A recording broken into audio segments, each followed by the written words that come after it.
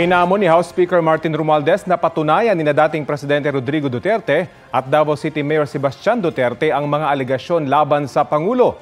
Paglalarawan ni Romualdez, budol-budol ang sinabi ng dating Pangulo na kasama si President Marcos sa drug list. Masipag din daw ang Pangulo na taliwas sa sinabi ng nakababatang Duterte. Dagdag pa ni Romualdez, noon naman daw panahon ng mga Duterte ay iginalang sila.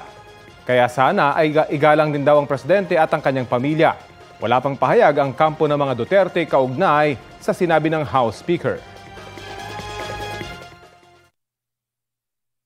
Unless we have proof na yung mga aligasyon ninyo na kung bakit nananawag ka dyan sa ating mahal na President Ferdinand R. Marcos na bumaba sa pwesto, sana mag-isip-isip muna kayo, at ilabas mo yung mga prueba kasi alam natin hindi totoo yung mga sinasabi ninyo. Walang katotohanan yan.